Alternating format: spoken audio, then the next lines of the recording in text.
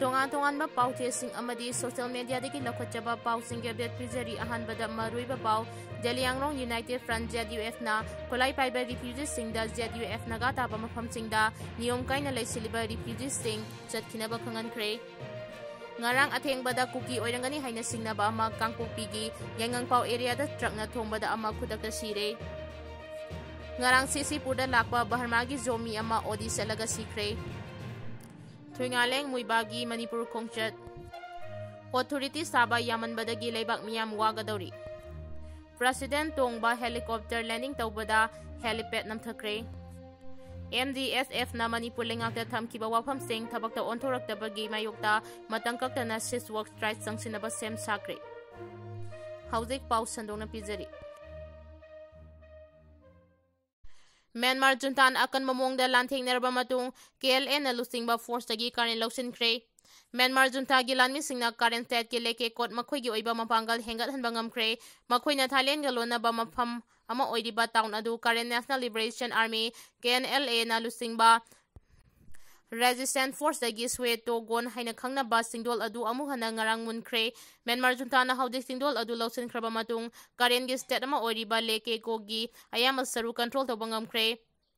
Mewadi dagi kilometer taramari kharom da Chatlaga Leiba leke ko asi kumdali singani ga taranipan da Japan gi Nippon Foundation gi mateng na displaced people tingi century oina sakibani hariba mafam asida kumdali singani ga kunmathoi gi military ko adudagi political refugees singi stu leifam oribani mamang sahi gi October thada KNLA masung makhoi gi misang singna mafam adubu lausin kibani junta gi force tingna sing adugi makhong singda control tawangam labasu singdol adudi makhoina sangsin bangam kidabani adubu ngarang akan mamong da KNLA amadi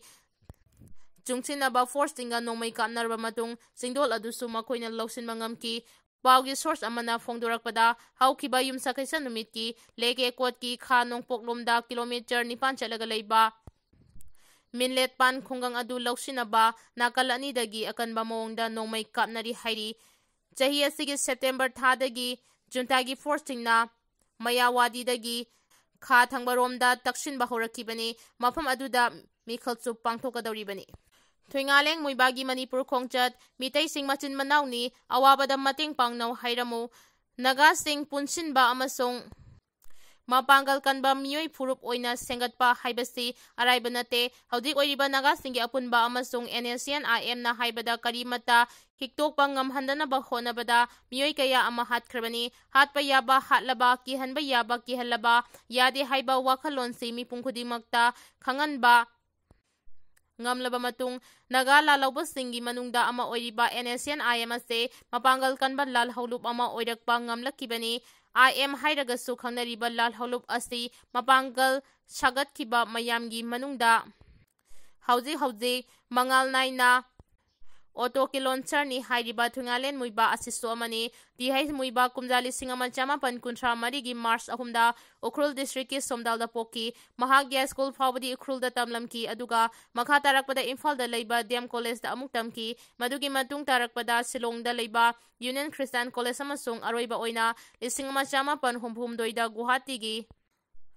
Cotton College da master degree fangki kumdali singama chama pan hompumari da mahaki khungang thadok tuna matamdugi Naga Nationalist Movement Naga National Council da join tauki madudagi Naga Singbu maning makha tamhanabagi damak lanthengnaba horaki mahangna NNC da sanglaba matungda English singama chama pan humdra mangada Shillong Accord khudek pinaduna Nagagi movement mayon honglaki madugi matung English singama chama pan marfuda Isak GC chu amasung SS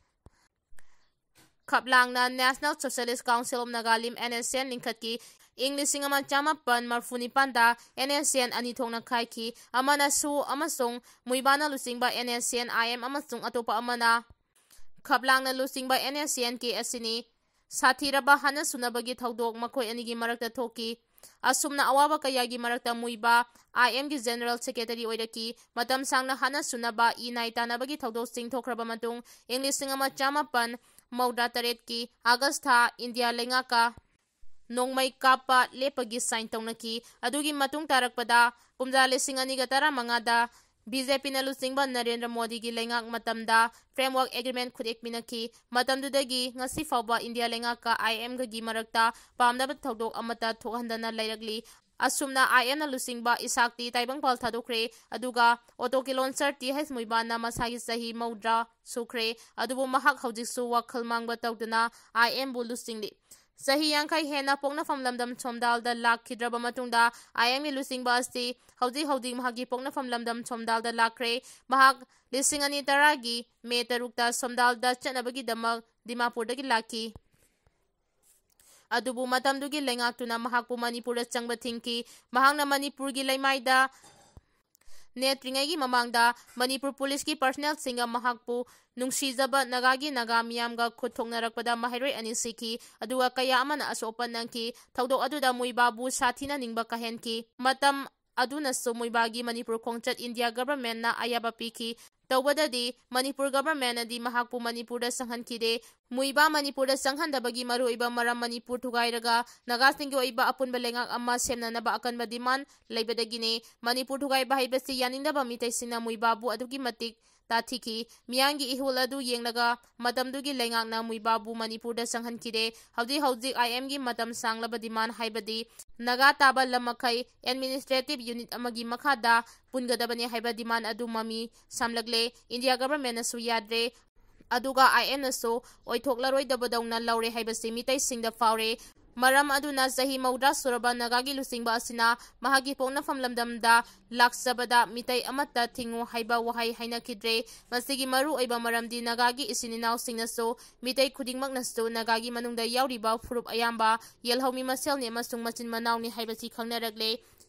miyamna karimata hainaraktrabanina amasung makhoi masel nungsinaraklabanina Manipur government na sumhaki khongchat achida athingba pirubagi kanaba leitre nagagi puari sagalakpa amasung makhoi maselgi punsinaba honabada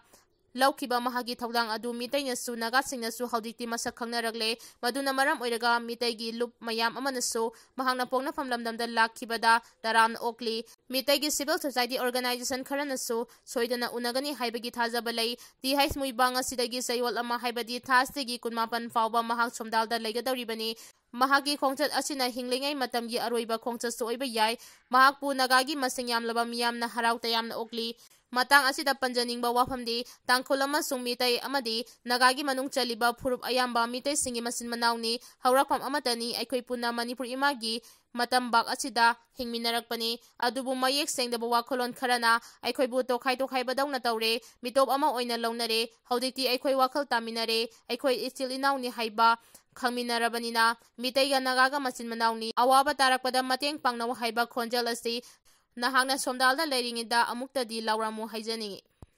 authorities saba yamanbadagi leibak miyam wagadori ngasi mak Manipurda maraibak ningbani amadi masana masabu lusingbani haidaba miyoi kaya letana thorakpa haibadu oiri masigi mathakta Manipurda leibak miyangidamakta yaifanaba thabak tawbani haiduna lup kaya amasu saugri yungbagum lingkhanaragli maduna leibak ki thabak tawgani haibagi mingda thoragliba masana masabu lusingbani haijaba kayana authority natana authority saduna thabak tawrakpadagi leibak miyam awaba mayoknagadawribani leibak asigi mapu oiriba leibak miyamna masana masabu lusingbani haijaba lusingbadi oidaba miyoi sing kana kanano haibadu masak muna khandoklaga miyangi apunba thaunana chapchaba para ama tambiduna pukchel sengdaba masagi oijabana mang tharaga thabak tawba lusingba sabasing maru phangna muthanaba thabak paikhatpam thoi haibada haimanba thokloi hainap khali kanagumba ngarang nahanta lingkhalakpa lup amanasu miyamda adu tawgadabani adu tawba yaroi hainasu authority natana authority sabagi thawong haudik chatharakpa ure chatharakliba aranba thawong asida Manipur lengang amasung miyamna khangna una tumina leichinba tarabadi lengak asi mapu pandraba haibadi rule of law chatnadraba lamdam ama haibadu oikragani haiba yai authority natana authority saduna press release kaya thoktuna miyamda adu tawba yaroi adu tawgadabani haiduna makhoina pamba thabak adu maramchai amadi sade haiba khangdana nampu sasan tawrakpa matamda Manipur lengaki marinaba authority na khangsinadana leiba asisu yamna lanbani mafam matam chana sasinaba lusingma singna chatharakpa nampu sasangi thabaksing Manipur lengakna lengak leiri haiduna mafam matam chana thinghauduna yade haibadu khangangadabani madunatana mangba takpa loiraga wakhal tarai haibagi thawongda lengangna chatharakpagum tawriba asisu mafam chana thabak pangthoknaba honagadabani Manipurgi singi lamda su lengak mapu saba khulai paiba khutpu kaya amma leibada natana civil society organization haina ꯆꯣꯡꯊꯣꯔꯛꯄꯁꯤꯡꯅꯁꯨ Manipur ꯃꯆꯦꯠ ꯇꯥꯟꯅ ꯊꯨꯒꯥꯏꯅꯕ ꯈꯣꯡꯖꯪ ꯀꯌꯥ ꯆꯠꯊꯔꯛꯄ ꯎꯅꯔꯛꯂꯤ꯫ ꯃꯅꯤꯄꯨꯔꯗ ꯃꯤꯇꯩꯒꯤ ꯂꯝ, ꯅꯥꯒꯥ ꯂꯝ, ꯀꯨꯀꯤ ꯂꯝ ꯑꯃꯗꯤ ꯃꯤꯇꯩ ꯄꯥꯡꯒꯜꯒꯤ ꯂꯝ ꯍꯥꯏꯕ ꯂꯩꯇꯦ꯫ ꯃꯅꯤꯄꯨꯔꯒꯤ ꯂꯝ ꯄꯨꯝꯅꯃꯛ ꯃꯅꯤꯄꯨꯔ ꯂꯩꯉꯥꯛꯀꯤ ꯃꯈꯥꯗ ꯑꯄꯨꯟꯕ ꯑꯣꯏꯅ ꯂꯩꯕꯅꯤ꯫ ꯑꯗꯨꯕꯨ ꯉꯁꯤꯗꯤ ꯇꯣꯉꯥꯟ-ꯇꯣꯉꯥꯟꯕ ꯐꯨꯔꯨꯞ ꯀꯌꯥꯅ ꯑꯩꯈꯣꯏꯒꯤ ꯂꯝꯒꯤ ꯑꯩꯈꯣꯏꯅ ꯇꯧꯅꯤꯡꯕ ꯇꯧꯒꯅꯤ, ꯃꯁꯤꯗ ꯃꯅꯤꯄꯨꯔ ꯂꯩꯉꯥꯛ ꯑꯃꯗꯤ ꯃꯤꯌꯥꯝꯅ ꯀꯔꯤꯁꯨ ꯇꯧꯕ ꯌꯥꯔꯣꯏ ꯍꯥꯏꯗꯨꯅ ꯐꯣꯡꯅ ꯁꯤꯡꯅꯕꯒꯤ ꯊꯕꯛ ꯆꯠꯊꯔꯛꯂꯤꯕ ꯑꯁꯤꯅꯤ꯫ ꯃꯁꯤꯒꯤ ꯑꯁꯦꯡꯕ ꯈꯨꯗꯝ ꯍꯥꯏꯕꯕꯨ ꯀꯧꯕ꯭ꯔꯨ ꯂꯥꯏꯐꯝꯂꯦꯟ ꯀꯥꯗꯨꯅ ꯂꯥꯏꯅꯤꯡ ꯂꯥꯏꯁꯣꯟ ꯇꯧꯕ ꯐꯥꯎꯕ ꯌꯥꯗꯕꯒꯤ ꯑꯊꯤꯡꯕ ꯊꯝꯈꯤꯕ, ꯂꯣꯏꯅꯅ ꯊꯥꯡꯖꯤꯡ ꯆꯤꯡ ꯐꯥꯎꯕ ꯊꯥꯡꯇꯤꯡ ꯍꯥꯏꯅ ꯑꯣꯟꯊꯣꯛꯅꯕꯒꯤ ꯊꯕꯛ ꯄꯥꯏꯈꯠꯂꯝꯕ, ꯀꯧꯕ꯭ꯔꯨ ꯆꯤꯡꯒꯤ ꯁꯔꯨꯛ ꯀꯌꯥ ꯀꯣꯛꯊꯣꯛꯇꯨꯅ ꯄꯣꯄꯤ ꯄꯥꯝꯕꯤ ꯊꯥꯕꯒꯤ ꯊꯕꯛ ꯆꯠꯊꯔꯝꯕ ꯀꯌꯥ ꯇꯧꯈꯤꯕ ꯑꯗꯨꯅꯤ꯫ ꯃꯗꯨꯅ ꯅꯤꯡꯊꯧꯒꯤ ꯃꯅꯥꯗꯤ ꯐꯛꯂꯥꯡꯗ ꯊꯦꯠꯂꯤ ꯍꯥꯏꯕꯗꯨ ꯑꯥꯔꯊ ꯊꯣꯛꯍꯟꯕ ꯆꯨꯝꯒꯅꯤ꯫ ꯃꯅꯤꯄꯨꯔꯒꯤ ꯃꯐꯝ ꯀꯌꯥꯗ ꯑꯥꯏꯟ ꯀꯥꯏꯕ ꯊꯕꯛ ꯑꯃꯗꯤ ꯃꯅꯤꯄꯨꯔ ꯊꯨꯒꯥꯏꯅꯕ ꯊꯕꯛ ꯇꯧꯔꯛꯂꯕ ꯐꯥꯎꯕꯗ ꯂꯩꯉꯥꯛ ꯃꯤꯌꯥꯝꯅ ꯃꯤꯈꯜꯒꯤ ꯃꯇꯝꯗ ꯚꯣꯠ ꯄꯤꯗꯨꯅ ꯃꯤꯌꯥꯝꯒꯤ ꯃꯍꯨꯠ ꯑꯣꯏꯅ ꯊꯥꯗꯈ꯭ꯔꯕ, ꯃꯅꯤꯄꯨꯔꯒꯤ ꯃꯐꯝ ꯀꯌꯥꯗ ꯑꯥꯏꯟ ꯀꯥꯏꯅ ꯊꯕꯛ ꯑꯃꯗꯤ ꯃꯅꯤꯄꯨꯔ ꯊꯨꯒꯥꯏꯅꯕ ꯊꯕꯛ ꯇꯧꯔꯛꯂꯕ ꯐꯥꯎꯕꯗ ꯂꯩꯕꯥꯛ ꯃꯤꯌꯥꯝꯅ ꯃꯤꯈꯜꯒꯤ ꯃꯇꯝꯗ ꯚꯣꯠ ꯄꯤꯗꯨꯅ ꯃꯤꯌꯥꯝꯒꯤ ꯃꯤꯍꯨꯠ ꯑꯣꯏꯅ ꯊꯥꯒꯠꯈ꯭ꯔꯕꯁꯤꯡꯅ ꯁꯦꯝꯕ ꯂꯩꯉꯥꯛ ꯑꯃ ꯏꯆꯥꯎ ꯆꯥꯎꯅ ꯂꯩꯔꯒ ꯆꯍꯤ 2.5 ꯐꯥꯔꯛꯂꯕ ꯃꯅꯤꯄꯨꯔꯗ ꯊꯣꯛꯂꯤꯕ ꯀꯥꯡꯂꯨꯞꯀꯤ ꯏꯔꯥꯡ ꯑꯁꯤ ꯂꯣꯏꯁꯤꯟꯅꯕ ꯍꯣꯠꯅꯕ ꯉꯝꯗꯦ꯫ ꯃꯅꯤꯄꯨꯔꯗ ꯊꯣꯛꯂꯤꯕ ꯏꯔꯥꯡ ꯑꯁꯤ ꯃꯄꯥꯟ ꯂꯩꯕꯥꯛꯇꯒꯤ ꯇꯦꯔꯣꯔꯤꯁꯁꯤꯡꯅ ꯚꯥꯔꯠ ꯂꯩꯉꯥꯛꯀꯤ ꯃꯊꯛꯇ ꯂꯥꯟꯗꯥꯔꯛꯄꯅꯤ ꯍꯥꯏꯕ ꯆꯞ ꯆꯥꯅ ꯚꯥꯔꯠ ꯂꯩꯉꯥꯛꯅ ꯈꯪꯂꯕꯁꯨ ꯂꯧꯈꯠꯐꯝ ꯊꯣꯛꯄ ꯊꯕꯛ ꯑꯗꯨ ꯍꯧꯖꯤꯛ ꯐꯥꯎꯕ ꯂꯧꯈꯠꯇꯅ ꯂꯩꯔꯤꯕ ꯑꯁꯤ ꯌꯥꯝꯅ ꯂꯥꯜꯂꯤ꯫ ꯃꯅꯤꯄꯨꯔ ꯊꯨꯒꯥꯏꯅꯕ ꯍꯣꯠꯅꯔꯛꯄ ꯑꯁꯤ ꯚꯥꯔꯠ ꯊꯨꯒꯥꯏꯅꯕ ꯂꯥꯟꯗꯥꯔꯛꯄꯅꯤ ꯍꯥꯏꯅ ꯂꯧꯗꯨꯅ ꯚꯥꯔꯠ ꯂꯩꯉꯥꯛꯅ ꯂꯥꯟꯗꯥꯔꯛꯂꯤꯕ ꯀꯥꯡꯕꯨ ꯑꯁꯤ ꯃꯥꯏꯊꯤꯕ ꯄꯤꯗꯨꯅ ꯃꯅꯤꯄꯨꯔꯗ ꯁꯥꯟꯇꯤ ꯄꯨꯔꯛꯅꯕ ꯍꯣꯠꯅꯗꯨꯅ ꯌꯦꯜꯍꯧꯉꯩꯗꯒꯤ ꯂꯩꯃꯤꯟꯅꯔꯛꯂꯕ ꯚꯥꯔꯠ ꯂꯩꯉꯥꯛꯅ ꯂꯥꯟꯗꯥꯔꯛꯂꯤꯕ ꯀꯥꯡꯕꯨ ꯑꯁꯤ ꯃꯥꯏꯊꯤꯕ ꯄꯤꯗꯨꯅ ꯃꯅꯤꯄꯨꯔꯗ ꯁꯥꯟꯇꯤ ꯄꯨꯔꯛꯅꯕ ꯍꯣꯠꯅꯗꯨꯅ ꯌꯦꯜꯍꯧꯉꯩꯗꯒꯤ ꯂꯩꯃꯤꯟꯅꯔꯛꯂꯕ ꯀꯥꯡꯂꯨꯞ ꯐꯨꯔꯨꯞꯀꯤ ꯅꯨꯡꯁꯤ ꯆꯥꯟꯅꯅ ꯇꯪꯗꯨ ꯂꯩꯇꯥꯅ ꯂꯩꯃꯤꯟꯅꯅꯕ ꯊꯕꯛ ꯑꯗꯨ ꯂꯧꯈꯠꯐꯝ ꯊꯣꯛꯏ꯫ ꯃꯅꯤꯄꯨꯔ ꯊꯨꯒꯥꯏꯅꯕ ꯁꯤꯜꯂꯤꯕ ꯑꯁꯤꯗ ꯑꯐꯣꯡꯕ ꯌꯦꯛꯅꯕ ꯑꯣꯏꯔꯤꯕ ꯀꯨꯀꯤ MLA 10ꯒꯤ ꯃꯊꯛꯇ ꯚꯥꯔꯠ ꯂꯩꯉꯥꯛ ꯑꯃꯗꯤ ꯃꯅꯤꯄꯨꯔ ꯂꯩꯉꯥꯛꯅ ꯍꯧꯖꯤꯛ ꯐꯥꯎꯕ ꯑꯥꯏꯟꯒꯤ ꯑꯣꯏꯕ ꯊꯕꯛ ꯑꯃꯠꯇ ꯂꯧꯈꯠꯄ ꯉꯝꯗꯗꯨꯅ ꯃꯈꯣꯏꯕꯨ ꯀꯥꯎ ꯊꯥꯕꯒꯨꯝ ꯊꯥꯗꯨꯅ ꯊꯝꯂꯤꯕ ꯑꯁꯤ ꯌꯥꯝꯅ ꯂꯥꯜꯂꯤ꯫ ꯃꯁꯤꯃꯛꯅ ꯃꯅꯤꯄꯨꯔꯗ ꯊꯣꯛꯂꯤꯕ ꯏꯔꯥꯡ ꯑꯁꯤ ꯁꯨꯡꯂꯣꯏ ꯂꯣꯏꯁꯤꯟꯗꯅꯕ ꯚꯥꯔꯠ ꯂꯩꯉꯥꯛꯅ ꯊꯑꯣꯏꯅ ꯁꯤꯜꯂꯕ꯭ꯔꯥ ꯍꯥꯏꯕꯒꯤ ꯋꯥꯍꯪ ꯑꯃ ꯂꯥꯛꯅꯕꯒꯤ ꯃꯔꯝ ꯑꯣꯏꯔꯤ꯫ ꯃꯗꯨꯅ ꯃꯤꯌꯥꯝꯒꯤ ꯃꯤꯍꯨꯠ ꯑꯣꯏꯔꯤꯕꯁꯤꯡ ꯑꯃꯠꯇ ꯑꯣꯏꯅ ꯄꯨꯟꯁꯤꯟꯗꯨꯅ ꯃꯅꯤꯄꯨꯔ ꯀꯟꯅꯅꯕ ꯂꯧꯐꯝ ꯊꯣꯛꯄ ꯊꯧꯗꯥꯡ ꯂꯧꯁꯤ, ꯂꯣꯏꯅꯅ ꯃꯁꯥꯅ ꯃꯁꯥꯕꯨ ꯂꯨꯆꯤꯡꯕꯅꯤ ꯍꯥꯏꯖꯕ ꯑꯣꯊꯣꯔꯤꯇꯤꯁ ꯁꯥꯕ ꯀꯌꯥ ꯑꯃ ꯊꯣꯔꯛꯇꯨꯅ ꯃꯅꯤꯄꯨꯔꯗ ꯊꯣꯛꯂꯤꯕ ꯂꯥꯟ ꯑꯁꯤ ꯂꯣꯏꯁꯤꯟꯅꯕ ꯍꯣꯠꯅꯕ ꯉꯝꯗꯕꯒꯤ ꯃꯔꯝ ꯑꯃ ꯑꯣꯏꯔꯤꯕꯅꯤ ꯍꯥꯏꯕꯒꯤ ꯈꯪꯅ ꯃꯅꯤꯄꯨꯔꯗ ꯂꯩꯔꯤꯕ ꯂꯨꯞꯁꯤꯡ ꯑꯃꯠꯇ ꯑꯣꯏꯅ ꯄꯨꯟꯁꯤꯟꯗꯨꯅ ꯏꯔꯩꯕꯥꯛ ꯃꯅꯤꯄꯨꯔ ꯀꯟꯅꯅꯕ ꯂꯧꯐꯝ ꯊꯣꯛꯄ ꯊꯧꯗꯥꯡ ꯑꯗꯨ ꯂꯧꯁꯤ꯫ MGSFꯅ ꯃꯅꯤꯄꯨꯔ ꯂꯩꯉꯥꯛꯇ ꯊꯝꯈꯤꯕ ꯋꯥꯐꯝꯁꯤꯡ ꯊꯕꯛꯇ ꯑꯣꯟꯊꯣꯔꯛꯇꯕꯒꯤ ꯃꯥꯌꯣꯛꯇ ꯃꯇꯝ ꯀꯛꯇꯅ ꯁꯤꯖ ꯋꯥꯔꯛ ꯁ꯭ꯇ꯭ꯔꯥꯏꯛ ꯆꯪꯁꯤꯟꯅꯕ ꯁꯦꯝ ꯁꯥꯈ꯭ꯔꯦ꯫ ꯃꯅꯤꯄꯨꯔ ꯒꯚꯔꯟꯃꯦꯟꯠ ꯁꯔꯚꯤꯁꯦꯁ ꯐꯦꯗꯔꯦꯁꯟ MGSFꯅ ꯃꯅꯤꯄꯨꯔ ꯂꯩꯉꯥꯛꯇ ꯊꯝꯈꯤꯕ ꯋꯥꯐꯝꯁꯤꯡ ꯊꯕꯛꯇ ꯑꯣꯟꯊꯣꯔꯛꯇꯕꯒꯤ ꯃꯥꯌꯣꯛꯇ ꯃꯇꯝ ꯀꯛꯇꯅ ꯁꯤꯖ ꯋꯥꯔꯛ ꯁ꯭ꯇ꯭ꯔꯥꯏꯛ ꯆꯪꯁꯤꯟꯅꯕ ꯁꯦꯝ ꯁꯥꯔꯦ ꯍꯥꯏꯅ ꯐꯦꯗꯔꯦꯁꯟ ꯑꯁꯤꯅ ꯃꯅꯤꯄꯨꯔ ꯂꯩꯉꯥꯛꯇ ꯑꯃꯨꯛ ꯍꯟꯅ ꯈꯪꯍꯟꯈ꯭ꯔꯦ꯫ ꯍꯤꯔꯝ ꯑꯁꯤꯒꯤ ꯃꯇꯥꯡꯗ MGSFꯀꯤ ꯖꯦꯅꯔꯦꯜ ꯁꯦꯀ꯭ꯔꯦꯇꯔꯤ S. ꯄ꯭ꯔꯤꯌꯣꯀꯨꯃꯥꯔ ꯃꯤꯇꯩꯅ ꯈꯨꯗꯦꯛ ꯄꯤꯗꯨꯅ ꯃꯅꯤꯄꯨꯔ ꯂꯩꯉꯥꯛꯀꯤ ꯆꯤꯐ ꯁꯦꯀ꯭ꯔꯦꯇꯔꯤꯗ ꯄꯤꯁꯤꯟꯈꯤꯕ ꯁ꯭ꯇ꯭ꯔꯥꯏꯛ ꯅꯣꯇꯤꯁ ꯑꯃꯒꯤ ꯃꯇꯨꯡ ꯏꯟꯅ ꯂꯩꯉꯥꯛꯀꯤ ꯑꯦꯝꯄ꯭ꯂꯣꯌꯤ ꯑꯃꯁꯨꯡ ꯄꯦꯟꯁꯅꯔꯤꯁꯤꯡꯅ ꯃꯥꯌꯣꯛꯅꯔꯤꯕ ꯇꯣꯉꯥꯟ-ꯇꯣꯉꯥꯟꯕ ꯏꯁꯨ ꯑꯃꯗꯤ ꯋꯥꯀꯠꯁꯤꯡ ꯈꯟꯅꯅꯕ ꯐꯦꯗꯔꯦꯁꯟꯅ ꯂꯩꯉꯥꯛꯀꯤ ꯃꯐꯝꯗ ꯀꯌꯥꯔꯛ ꯍꯟꯅ ꯍꯥꯏꯖꯔꯒ ꯂꯥꯛꯈꯤ꯫ ꯃꯗꯨꯒꯤ ꯃꯇꯨꯡ ꯏꯟꯅ ꯆꯍꯤ ꯑꯁꯤꯒꯤ ꯁꯦꯞꯇꯦꯝꯕꯔ 13ꯀꯤ ꯅꯨꯡꯊꯤꯜ ꯄꯨꯡ 3:30 ꯇꯥꯕ ꯃꯇꯝꯗ ꯂꯩꯔꯤꯕ ꯏꯁꯨꯁꯤꯡ ꯑꯁꯤꯒꯤ ꯃꯇꯥꯡꯗ ꯈꯟꯅꯅꯕ ꯂꯩꯉꯥꯛꯅ ꯃꯤꯐꯝ ꯑꯃ ꯀꯧꯔꯛꯈꯤ꯫ ꯂꯥꯏꯕꯛ ꯊꯤꯕꯗꯤ ꯍꯥꯏꯔꯤꯕ ꯃꯤꯐꯝ ꯑꯗꯨ ꯃꯇꯝ ꯅꯛꯁꯤꯜꯂꯛꯂꯕ ꯃꯇꯨꯡꯗ ꯌꯩꯊꯣꯔꯛꯈꯤꯕꯒ ꯂꯣꯏꯅꯅ ꯆꯌꯣꯜ ꯑꯃꯒꯤ ꯃꯅꯨꯡꯗ ꯃꯤꯐꯝ ꯄꯥꯡꯊꯣꯛꯀꯅꯤ ꯍꯥꯏꯅ ꯈꯪꯍꯜꯂꯛꯈꯤ꯫ ꯃꯗꯨꯒꯤ ꯃꯇꯨꯡ ꯉꯁꯤ ꯐꯥꯎꯕꯗ ꯂꯩꯉꯥꯛꯀꯤ ꯃꯥꯏꯀꯩꯗꯒꯤ ꯑꯦꯝꯄ꯭ꯂꯣꯌꯤ ꯑꯃꯁꯨꯡ ꯄꯦꯟꯁꯅꯔꯤꯁꯤꯡꯒꯤ ꯃꯁꯛ ꯊꯣꯛꯄ ꯈꯣꯡꯊꯥꯡ ꯑꯃꯠꯇ ꯂꯧꯈꯠꯄ ꯂꯩꯇ꯭ꯔꯤ ꯍꯥꯏꯔꯤ꯫ ꯅꯥꯀꯜ ꯑꯃꯔꯣꯝꯗ ꯃꯅꯤꯄꯨꯔ ꯂꯩꯉꯥꯛꯀꯤ ꯑꯦꯝꯄ꯭ꯂꯣꯌꯤꯁꯤꯡꯒꯤ ꯍꯧꯖꯤꯛ ꯆꯠꯅꯔꯤꯕ ꯆꯥꯗ 38 DADR ꯑꯁꯤꯒꯤ ꯃꯊꯛꯇ ꯆꯥꯗ 3 ꯍꯦꯟꯒꯠꯂꯒꯅꯤ ꯍꯥꯏꯕ ꯋꯥꯐꯝ ꯃꯦꯗꯤꯌꯥꯁꯤꯡꯅ ꯇꯧꯔꯛꯄ ꯔꯤꯄꯣꯔꯠꯇꯒꯤ ꯈꯪꯕ ꯉꯝꯂꯦ꯫ ꯑꯗꯨꯃꯛꯄꯨ ꯁꯦꯟꯇ꯭ꯔꯦꯜ ꯒꯚꯔꯟꯃꯦꯟꯠꯀꯤ ꯑꯦꯝꯄ꯭ꯂꯣꯌꯤꯁꯤꯡꯅ ꯐꯪꯂꯤꯕ DADRꯗꯒꯤ ꯑꯩꯈꯣꯏꯅ ꯆꯥꯗ 18 ꯁꯣꯠꯊꯔꯒ ꯂꯩꯔꯤ꯫ ꯃꯁꯤꯅ ꯃꯔꯝ ꯑꯣꯏꯔꯒ ꯃꯅꯤꯄꯨꯔ ꯂꯩꯉꯥꯛꯀꯤ ꯑꯦꯝꯄ꯭ꯂꯣꯌꯤ ꯑꯃꯁꯨꯡ ꯄꯦꯟꯁꯅꯔꯤꯁꯤꯡꯗ ꯑꯗꯨꯛꯀꯤ ꯃꯇꯤꯛ ꯄꯦꯟꯗꯕ ꯐꯥꯎꯍꯟꯕ ꯃꯔꯝꯅ ꯇꯉꯥꯏꯐꯗꯅ ꯈꯣꯡꯖꯪ ꯆꯪꯁꯤꯟꯅꯕ ꯋꯥꯔꯦꯞ ꯂꯧꯔꯦ ꯍꯥꯏꯔꯤ꯫ ꯈꯣꯡꯖꯪ ꯑꯁꯤ ꯂꯥꯛꯂꯤꯕ ꯑꯣꯛꯇꯣꯕꯔ 18ꯇꯒꯤ ꯑꯃꯨꯕ ꯕꯦꯖ ꯊꯦꯠꯂꯒ ꯆꯪꯁꯤꯟꯕ ꯍꯧꯒꯅꯤ꯫ ꯃꯁꯤꯗ ꯑꯩꯈꯣꯏꯒꯤ ꯗꯤꯃꯥꯟ ꯐꯪꯗ꯭ꯔꯕꯗꯤ ꯃꯊꯪ ꯊꯥ ꯅꯣꯚꯦꯝꯕꯔ 4ꯗꯒꯤ ꯃꯥꯔꯆ ꯄꯦꯟꯗꯥꯎꯟꯒꯤ ꯈꯣꯡꯖꯪ ꯆꯪꯁꯤꯟꯕ ꯍꯧꯒꯅꯤ꯫ ꯃꯁꯤ ꯐꯥꯎꯕꯗ ꯂꯩꯉꯥꯛꯅ ꯊꯑꯣꯏꯗꯅ ꯂꯩꯊꯣꯛꯂꯕꯗꯤ ꯃꯇꯝ ꯀꯛꯇꯅ ꯁꯤꯖ ꯋꯥꯔꯛ ꯁ꯭ꯇ꯭ꯔꯥꯏꯛꯀꯤ ꯈꯣꯡꯖꯪꯁꯨ ꯃꯇꯝ ꯑꯃꯗ ꯍꯦꯛꯇ ꯆꯪꯁꯤꯟꯅꯕ MGSFꯀꯤ ꯑꯦꯛꯖꯤꯀ꯭ꯌꯨꯇꯤꯕ ꯀꯥꯎꯟꯁꯤꯜꯅ ꯋꯥꯔꯦꯞ ꯂꯧꯔꯦ ꯍꯥꯏꯅꯁꯨ ꯄ꯭ꯔꯤꯌꯣꯀꯨꯃꯥꯔꯅ ꯈꯨꯗꯦꯛ ꯄꯤꯗꯨꯅ ꯄꯤꯁꯤꯟꯈꯤꯕ ꯁ꯭ꯇ꯭ꯔꯥꯏꯛ ꯅꯣꯇꯤꯁ ꯑꯁꯤꯗ ꯃꯌꯦꯛ ꯁꯦꯡꯅ ꯄꯜꯂꯤ꯫ ꯄ꯭ꯔꯁꯤꯗꯦꯟꯠ ꯇꯣꯡꯕ ꯍꯦꯂꯤꯀꯣꯞꯇꯔ ꯂꯦꯟꯗꯤꯡ ꯇꯧꯕꯗ helipad ꯅꯝꯊꯈ꯭ꯔꯦ꯫ Leibak asigi President Draupadi Murmu tongba helicopter Keralagi Pramadhamda Leiba Nauna Saba Loibata Ngairiba helipad amada landing tawbada helipad adugi saruk khara namthakre President na